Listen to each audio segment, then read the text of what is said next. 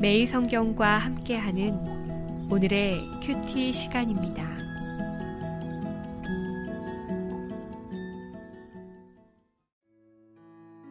(9월 13일) 오늘의 말씀은 갈라디아서 6장 1절에서 10절입니다.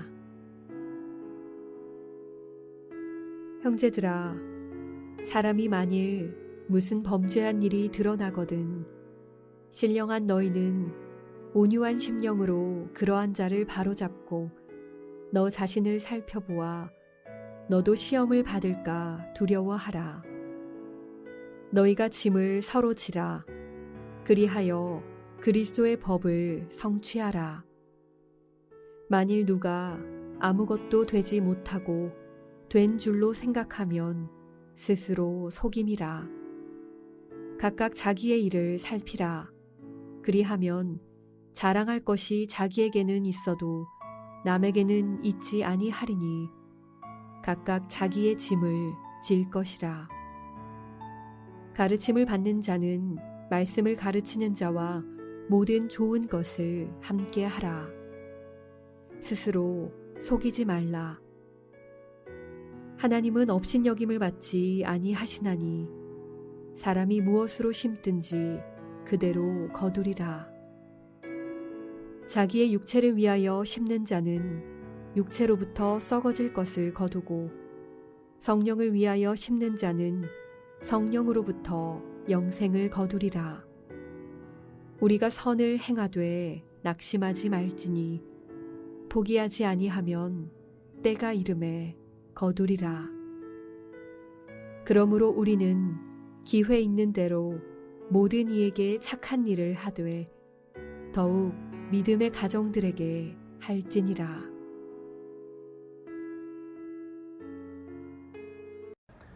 안녕하세요. 9월 13일 월요일 새벽 말씀 묵상 함께 하겠습니다. 우리는 계속해서 갈라디아서를 묵상하고 있습니다. 오늘은 갈라디아서 6장 1절부터 10절까지 살펴보겠습니다. 먼저 주말 묵상 본문이었던 5장을 간략하게 요약하고 시작하겠습니다. 바울은 거짓 교사들이 전한 다른 복음 때문에 화가 나서 그리스도 안에서 의롭게 되는 그리스도의 복음을 변론했습니다. 이것이 4장까지의 이야기입니다. 그런 후에 5장부터는 사랑의 마음을 담아 신자들이 바른 길을 따르도록 권면하는 내용입니다. 바울은 갈라디아 교회에 있는 두 가지 문제를 해결해야 했습니다. 하나는 다른 복음을 전하는 거짓 교사들을 처리하는 것이고 또 다른 하나는 엉터리 신자들을 바르게 세우는 것입니다. 바울은 이를 위해 소극적인 권면과 적극적인 권면으로 나누어 언급을 합니다. 5장 1절부터 12절은 소극적인 권면으로 다시는 종의 멍에를 매지 않기 위해 할례를 받지 않는 것입니다. 적극적인 권면은 5장 13절부터 6장 10절까지로 성령을 좇아 사랑으로 서로 종노릇하라는 것입니다. 성도 여러분, 만약에 갈라디아 교회의 성도들이 바울의 변론을 듣고 할례를 행하지 않게 된다면 어떻게 될까요? 아마도 할례를 주장하는 유대주의자들과 다시 싸울 수밖에 없게 됩니다. 한쪽이 승리하면 반대자들은 무너지게 되죠. 교회는 반토막이 날 수밖에 없습니다. 바울은 이 문제를 다루어야만 했습니다. 그는 이 문제를 다루는 원리를 5장 후반부에서 말했는데요. 성령으로 행하여 서로 노엽게 하거나 투기하지 말 것을 권면했습니다. 그리고 이를 구체적으로 말하는 것이 6장 1절부터 10절입니다. 우리가 오늘 묵상할 본문입니다. 6장 1절부터 5절은 거짓 복음을 대처하는 내용의 권면이고 6절부터 10절은 바른 교사와 바른 믿음의 가정과 관련된 권면입니다. 1절은 범죄한 일이 드러났을 때 거짓 교사를 따라 교회를 어지럽힌 사람들을 처리하는 문제입니다. 1절입니다. 형제들아, 사람이 만일 무슨 범죄한 일이 드러나거든 신령한 너희는 온유한 심령으로 그러한 자를 바로잡고 너 자신을 살펴보아 너도 시험을 받을까 두려워하라. 바울은 권면을 듣는 갈라디아 교인을 향해 신령한 너희라고 말합니다. 성령의 다스림을 받는 자가 바로 신령한 자들입니다. 신령한 자가 취해야 할 마땅한 태도는 온유한 심령입니다. 그리고 마땅한 행동은 그러한 자를 바로잡는 것과 동시에 스스로를 돌아보는 것입니다. 교회 안에 거짓 교사의 가르침에 속아 공동체를 어지럽히는 형제가 있거든 그에게 온유한 마음의 태도를 먼저 취해야 합니다. 범죄의 상황에서 온유한 마음은 오래 참는 것으로 이해할 수 있습니다. 5장 후반부에 나오는 성령의 열매의 마음을 가져야 합니다. 성령의 다스림을 받는 온유한 심령으로 그러한 자들을 바로 잡아야 합니다. 이것은 우리에게 반드시 적용해야 하는 태도입니다. 교회를 바르게 세우기 위한 개혁을 시도할 때 공동체 안에서 잘못한 사람을 바로 잡는 일을 해야 하죠. 그때 먼저 취해야 할 태도가 오래 참는 온유함이어야 합니다. 그리고 다른 사람의 잘못을 바로 잡는 것에 그쳐서는 안 됩니다. 그 일을 통해 자신을 돌아봐야 합니다. 나도 그렇게 될 수 있기 때문입니다. 그래서 바울이 너 자신을 살펴보아 너도 시험을 받을까 두려워하라 라고 말한 것입니다. 바울은 2절부터 5절에서 다른 사람의 짐을 지고 또한 자기의 짐을 지라고 권면합니다. 이는 현재 갈라디아 교회에 일어난 문제를 감당하려는 태도에 대해 말하는 것입니다. 2절부터 5절은 1절에서 제시한 형제 자매를 돕고 자신을 돌아보라는 권면에 대한 부연 설명입니다. 서로의 짐을 지라는 것은 1절에 의하면 거짓 교사들로부터 영향을 받은 사람들의 죄의 상황, 곧 교정해야 하는 상황과 관련이 있습니다. 교회 공동체는 거짓 교사들의 가르침에 다시 속지 않도록 서로를 살펴야 했습니다.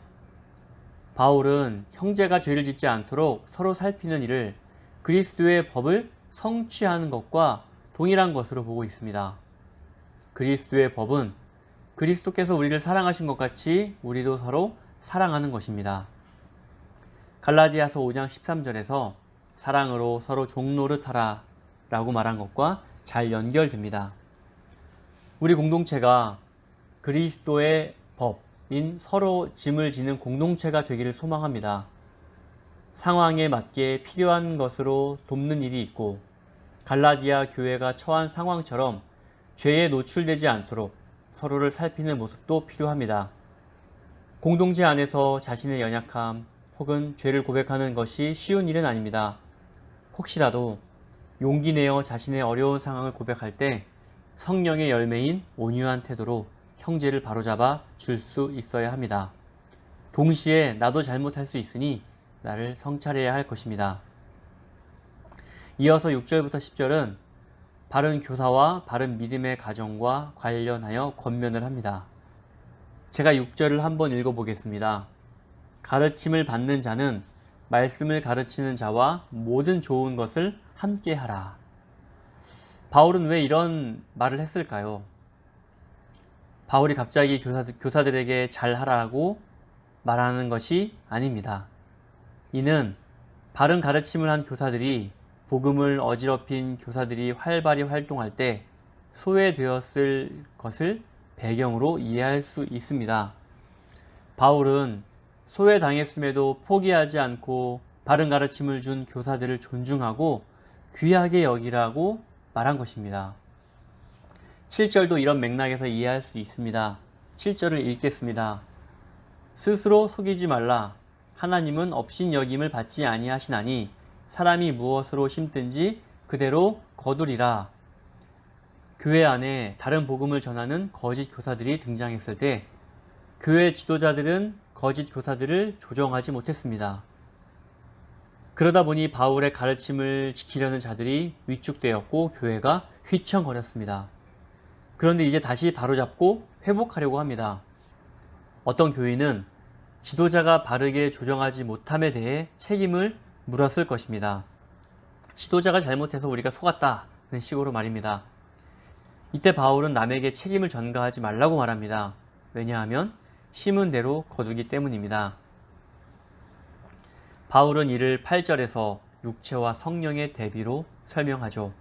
자기의 육체를 위하여 심는 자는 육체로부터 썩어질 것을 거두고 성령을 위하여 심는 자는 성령으로부터 영생을 거두리라. 아멘. 우리에게 적용을 해보면 좋겠습니다. 나는 무엇을 심고 있나요? 내게서 나오는 열매는 육체의 것인가요? 성령의 것인가요? 우리는 예수 그리스도의 속량으로 거듭났음에도 육체의 요구와 성령의 요구를 동시에 받고 있습니다.